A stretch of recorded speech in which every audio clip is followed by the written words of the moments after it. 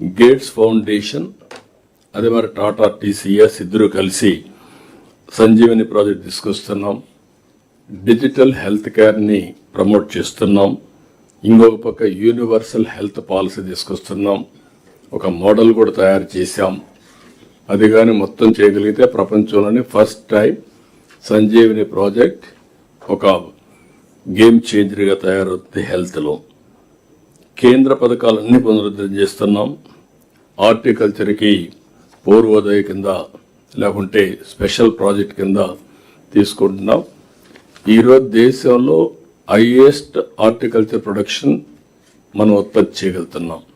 కానీ మన ఉద్దేశం ప్రపంచంలోనే హార్టికల్చర్ హబ్గా రాయలసీమ తయారు చేయాలని 9 జిల్లాలను పెట్టుకున్నాం.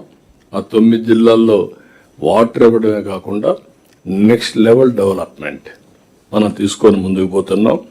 ఇది కానీ సవ్యంగా చేస్తే దగ్గర మనం ఖర్చు పెట్టేది కానీ ప్రైవేట్ ఇన్వెస్ట్మెంట్ కానీ ఒక్క హార్టికల్చర్లో 1,00,000 కోట్ల రూపాయలు పెట్టుబడులు పెట్టాలనేది ఒక ఆలోచన.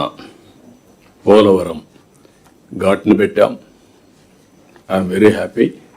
ఎందుకంటే నేను ఆ రోజు కూడా సోమవారాన్ని పోలవరంగా చేసి దానికోసం ప్రయత్నం చేశాం. నా 5 ఏళ్లలో మీరు చూస్తే డయాఫామ్ వాల్ పూర్తిగా పోయింది. ఒక్కొక్కసారి ఎన్ని ఇబ్బందులు వస్తాయనేది ఇది ఒక క్లాసికల్ ఎగ్జాంపుల్. 440 కోట్ల రూపాయలతో డయాఫామ్ వాల్ పూర్తి చేస్తే దాన్ని కాపాడలేక మొత్తం డ్యామేజ్ అయితే మళ్ళీ కొత్త డయాఫామ్ వాల్ 1000 కోట్ల రూపాయలు పెట్టి మళ్ళా చేస్తున్నాం. ఈ నెల నెక్స్ట్ మంత్కి అది పూర్తి అవుతుంది. 2027 పుష్కరాల కంటే ముందు పోలవరాన్ని పూర్తి చేసి జాతికి అంకితం చేసే బాధ్యత మనం తీసుకుంటున్నాం. దీనికి సహకరించిన ప్రతి ఒక్కరిని మనస్ఫూర్తిగా అభినందిస్తున్నా, ధన్యవాదాలు తెలియజేస్తున్నా. అమరావతి ఈరోజు మనం చూస్తే ఎన్ని విధాలుగా విన్యాసాలు చేయాలని చేశారు. శ్మశానం అన్నారు, ఎడారన్నారు.